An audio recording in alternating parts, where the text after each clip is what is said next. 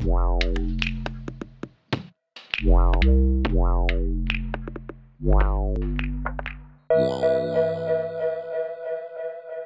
Digital Spring is a festival that happens every second year. It's a media arts festival, and it's something that is really important for the performing arts to work more with media and digital media. And this is why we invented the Media Art Lab, which is part of the Media Art Festival Digital Spring. And we have 4 artists who are working together on these projects here. They are actually just starting with 4 projects that they are working on concerning the theme of touch. Like, this is the question that we had in the last year for the festival of this year, Open Mind Festival, which is happening in November. What does it mean to be touched physically by a body? What does it mean during Corona not to be touched by somebody else, because suddenly touch is becoming something dangerous even? And this question we also want to transition in the digital room. So this is kind of a huge also task for the artists to find out, what does touch mean? I'm quite used to working with like all senses. So how we see, how we smell, how we hear, and all these senses work differently in VR. It's a whole new experience, like how you listen to someone, how you can look into someone else's eyes. Touch in like specifically works differently. I'm interested in creating something that I would translate to something like a void, a space that's a very open space that has no edges, no corners. And in this space I'm interested in working with creating a sort of information which I will do by language. And the language will be designed in a way that refers to an analog material that people can touch during the festival. I'm working on trying to create different settings in which a contact between 2 people happens, and how this space, the structure of the space or the atmosphere of the space, how it influences this interesting encounter with another person in this space. Normal classical theater is like with this thing with the 4th wall, and you sit in there and you look at something that's happening, and of course you have associations and feelings with it. But it's something different if I or if the spectator themselves, if they can choose. It's kind of an emancipation, and also I think some kind of democratic process, because the people start to think more for themselves. What do I want to, or which part of the story do I want to go through, and they interact with the space. I want to create an experience, an artistic experience for the visitor. It is also very much about connecting and about touching emotionally, and that's what I'm trying to create in this project and in the virtual space. There is no actual physical touch. How can it still affect you emotionally? The visitor gets the Aufforderung to describe some sort of touching.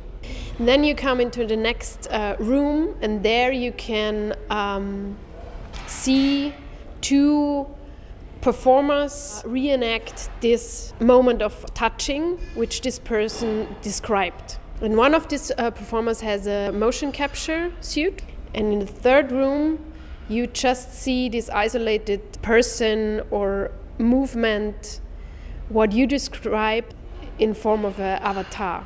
That's really what I try to do, that something touches you emotionally, although you can't feel the touch.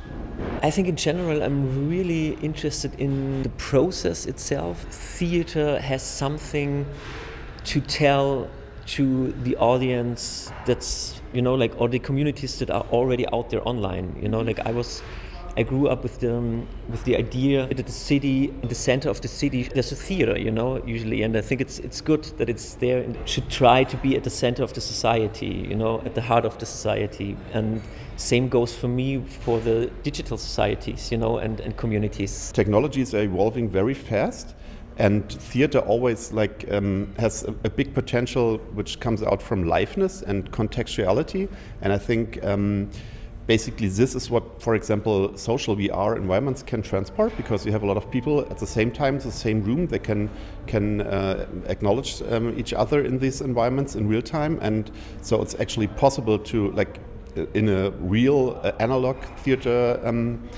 place, that you have an actor or an actress on stage which which like can act to an audience because they see each other and they can see their reactions. And virtual reality is evolving very fast. So nowadays you also have like facial tracking. You can see how your person which is sitting in front of you is in virtual reality is reacting. And yeah, I think that's very there's a lot of possibilities for theater to come to work with digital technologies. It makes up different rooms, so you have different kinds of possibilities to express art in digital rooms, and I think that it's important to like claim those spaces that are going to have a big impact on society. In general, like what digital theater does, it's more like really it's a container, you know, of all the different media that's already out there, and they can be combined in different ways. During the last 2 years, most of the theaters realized that they really need to work with these spaces, and they totally forgot about the digital part and they weren't interested in this. And of course, this is going to be a huge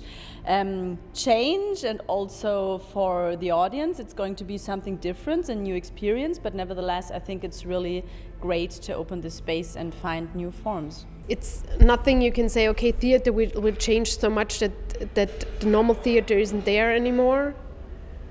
But it can add something, or it can give you other possibilities. So I see it like a tool, and if you have the feeling you can express something better with this virtual reality tool, then that's a great thing.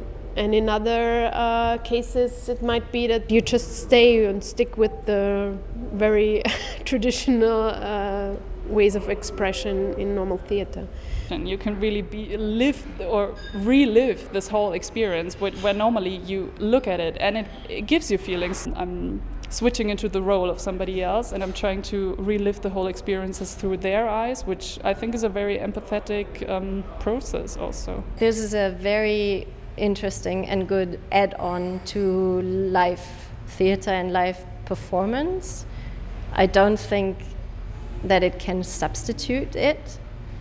I think as a coexisting new form, it's like endless, and I'm really just scratching the tip of the iceberg here. But I think that it can create quite a fascination amongst people to encounter something that is not so far away, or that is possible to experience through the devices that we all carry, or more or less all carry now. Like, pull out your mobile phone, go to Mozilla Hubs, and be in the space with us.